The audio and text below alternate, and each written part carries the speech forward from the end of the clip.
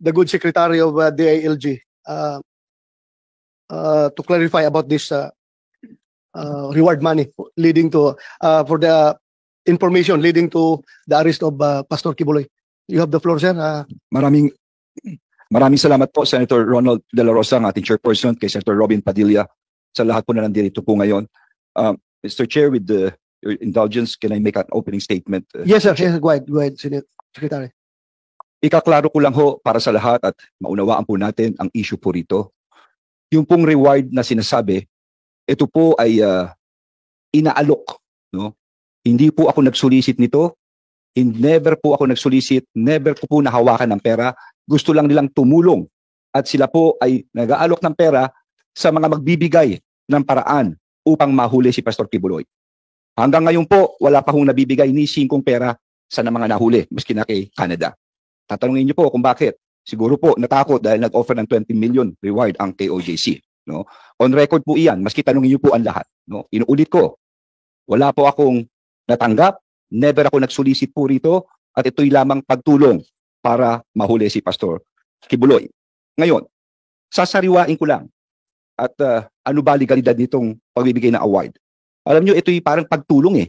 In fact, may nakita akong isang clip na kung saan ang mismong, hindi ko po alam kung siya ay abogado ng Kingdom of Jesus Christ, no? Nakikita kong kasama po niya, na siya mismo nagsasabi ay ito'y legal dahil ginawa niya po. Baka pwedeng i-play ko po yung tape ni Attorney Topacio. Paki-play lang.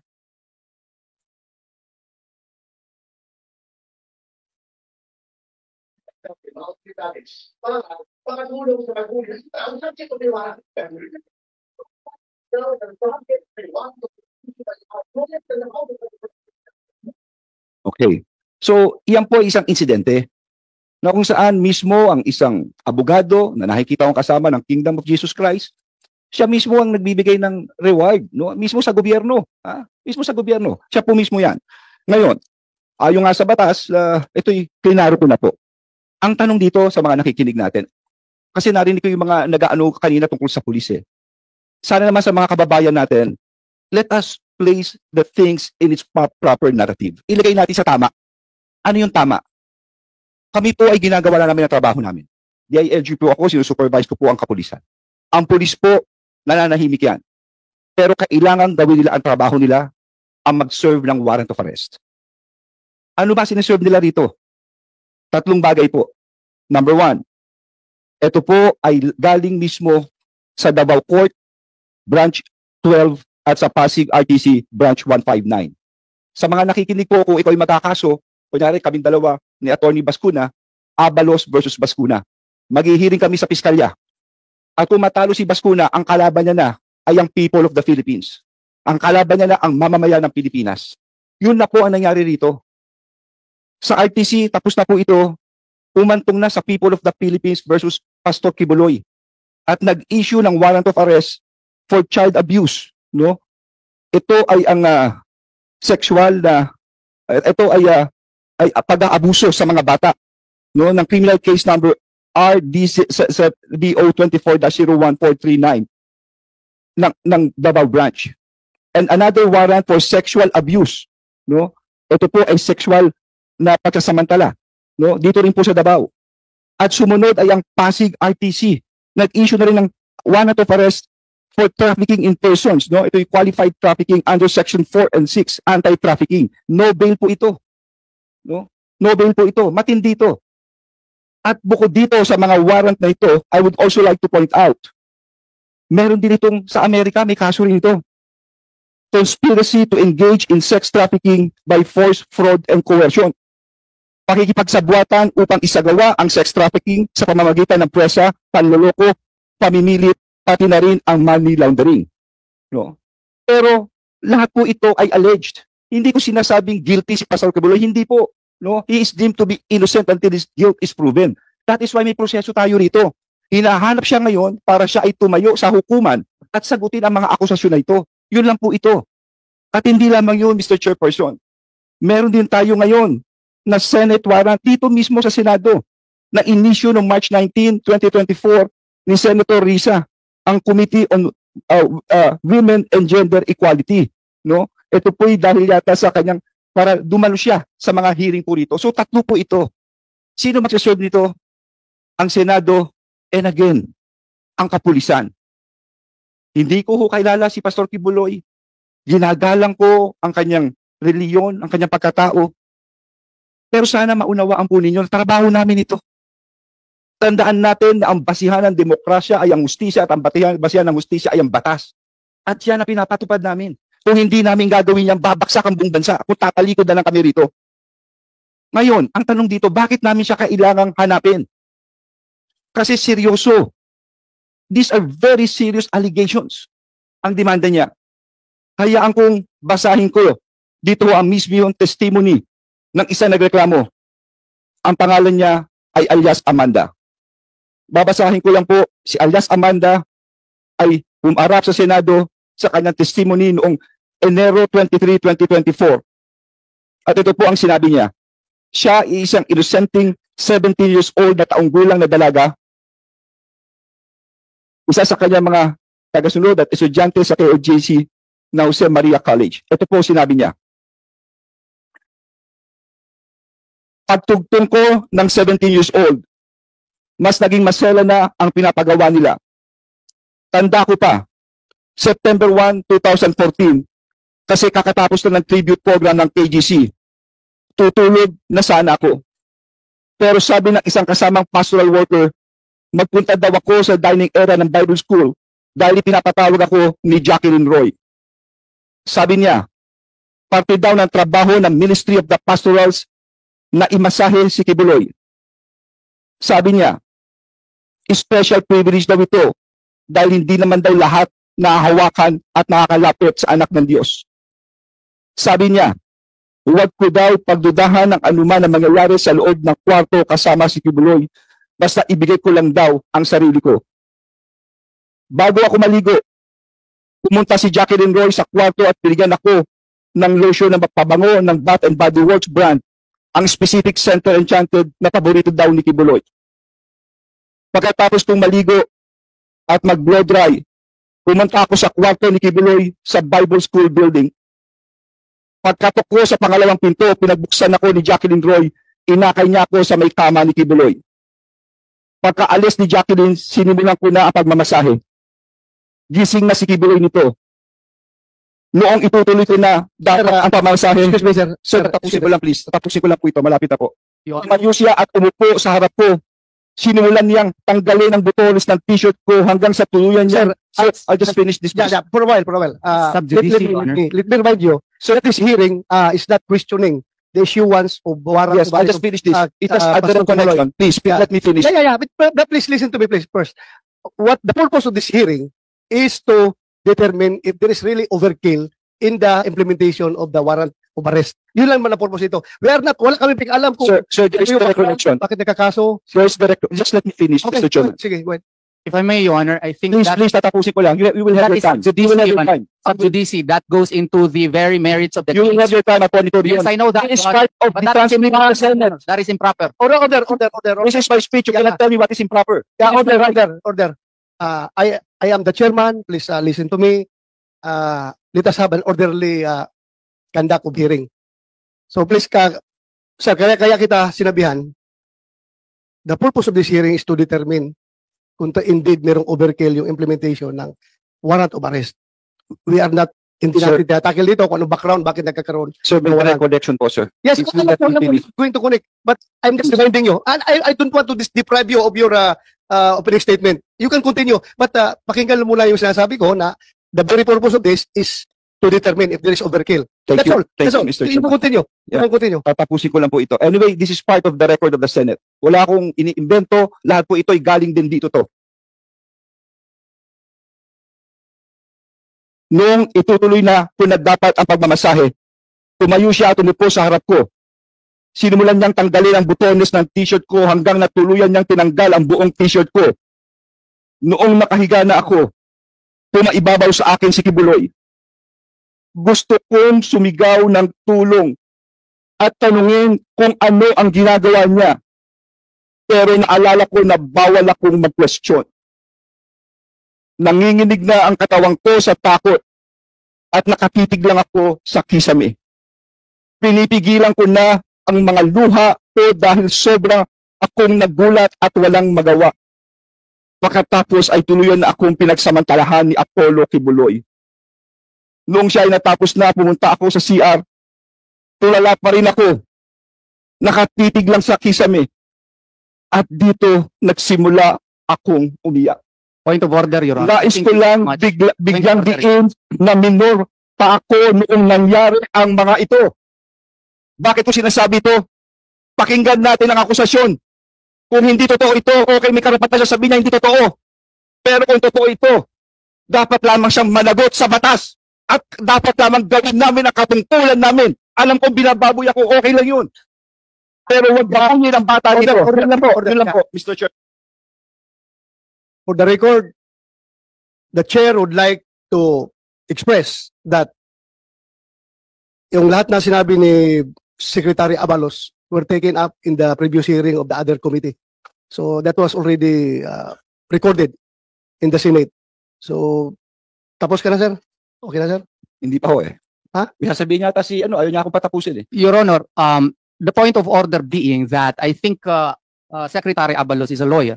That is actually sub judice, Your Honor. It is precisely the subject now of court trial before RTC Quezon City as well as RTC Pasig City. To quote directly from the declarations of an alleged complainant, Your Honor, would be delving into the merits of the case, which is no longer the issue in this case, because the issue in this case is whether or not there was excessive force in the implementation of the warrant of arrest. We are not into looking as to whether or not the allegations of one alias Amanda was true or not. That is subject within the jurisdiction of the court, because those cases have already been discussed and dismissed by the City Prosecution's Office of Davao City, and that has been pending before the Department of Justice for 4 years. Well, it was resolved, and our motion for reconsideration now, Your Honor, is still pending before the DOJ, even if warrants of arrest have already been issued against my client. So it would be unfair, Your Honor, to quote direct from the allegations in the affidavits, because that is sub judice, Your Honor. Mr.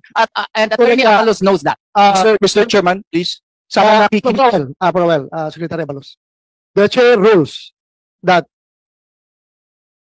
this committee is focused on investigating the subject at hand, which is the alleged overkill in the implementation of the warrant of arrest.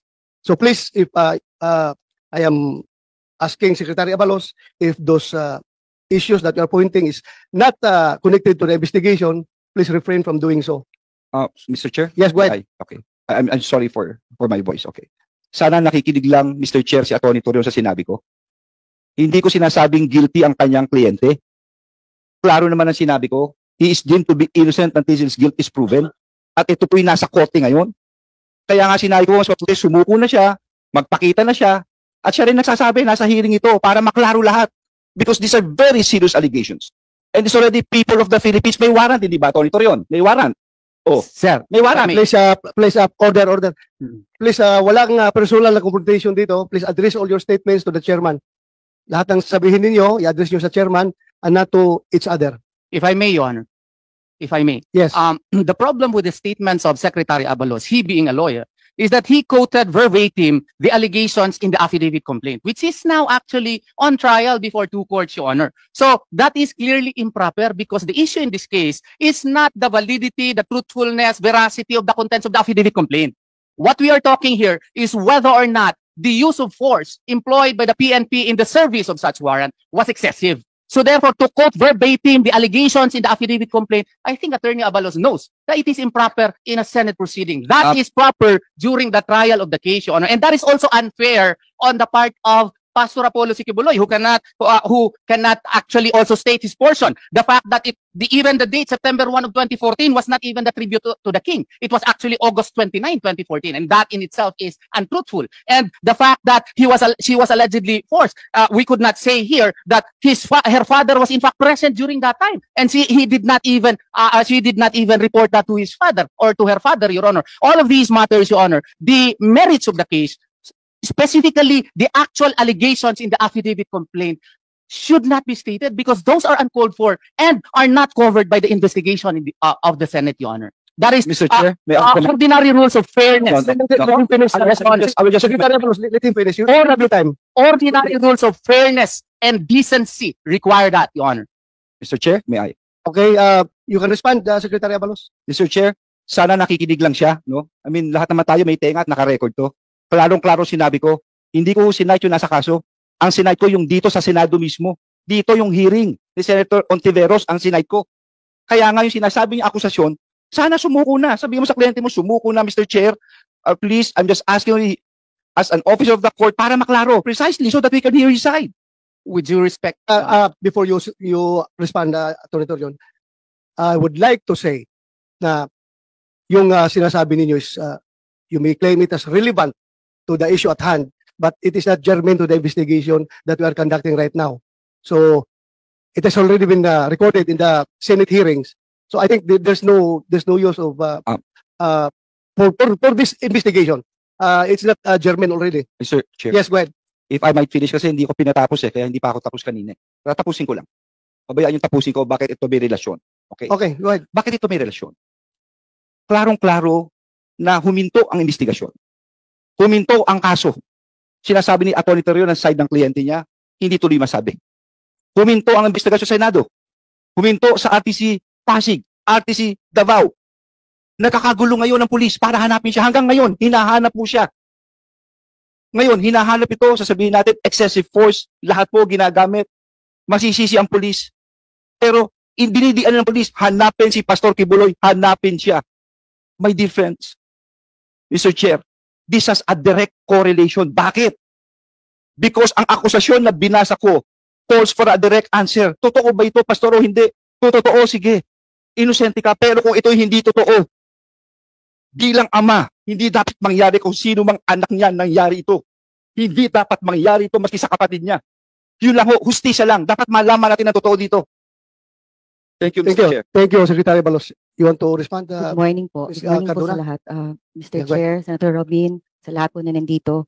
Maraming salamat sa muling pagdinig ngayon regarding po doon sa ang pinatawag itong committee na to, kung totoo bang excessive force po yung ginamit ng June 10, which even the former President PRRD said it would be recorded in history as a day of infamy because they attacked our compound unnecessarily using excessive force. Nagkataon lang, hindi nila nagawa yun kay Pastor, kaya they were not successful in doing so. Alam na natin po yung nangyari. Ang pangalawang tanong dito sa hearing na to, kung tama ba, legal ba yung bounty na 10 million para kay Pastor na hindi pa po siya convicted sa korte, yung binasa ng DILG, masakit pakinggan kasi walang katotohanan. Alam namin yon. Personally, 40 years kaming kasama ni Pastor.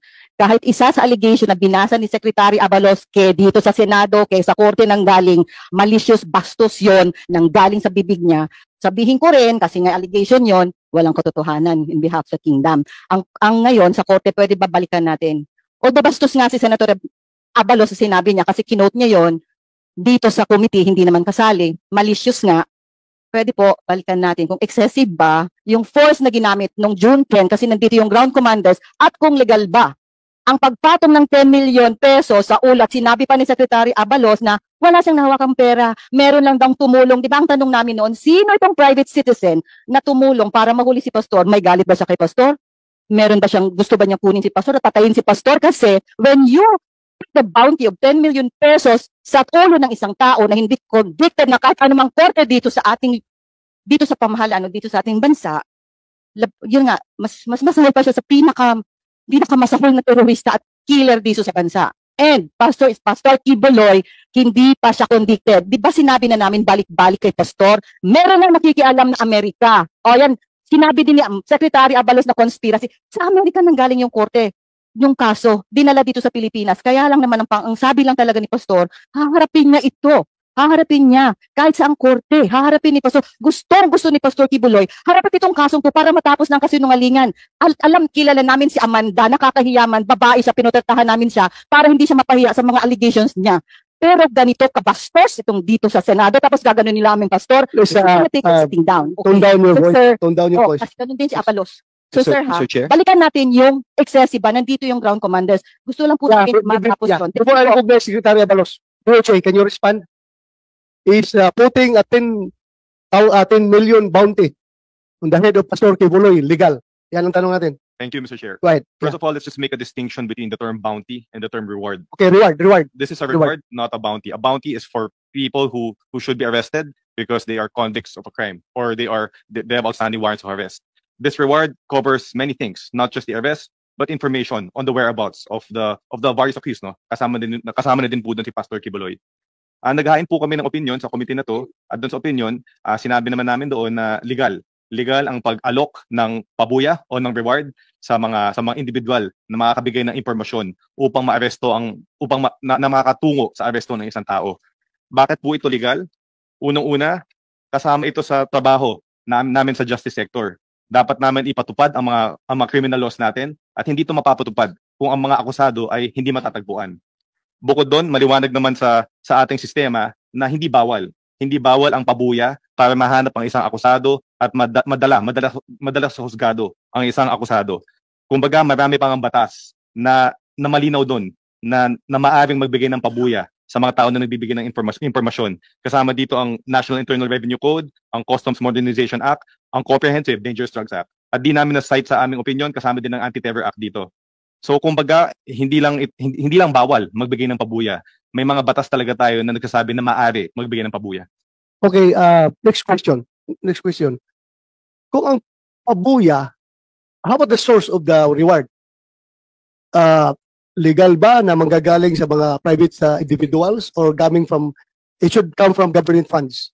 Wala namang distinction sa mga batas natin sa source, no? Sa source ng pera na magagamit bilang pabuya. At kumbaga ang mga pribadong mamamayan, may role din sila sa ating justice sector. Kumbaga may 5 pillars of the justice sector, no? Kasama dito ang law enforcers, ang prosecution, ang korte, ang mga kulungan, at kasama din ang komunidad. At nasa interest din ng ating mga mamamayan na maipatupad ang ating mga criminal laws. So para sa amin sa Department of Justice, wala pong masama kung magaling sa mga pribadong individual ang salapi na gagamitin para sa pabuya. Go ahead, Senator Robin Hood Padilla. Maraming salamat po, Chairman. Magandang umaga po sa inyong lahat. Peace be with you. Assalamualaikum. Opo.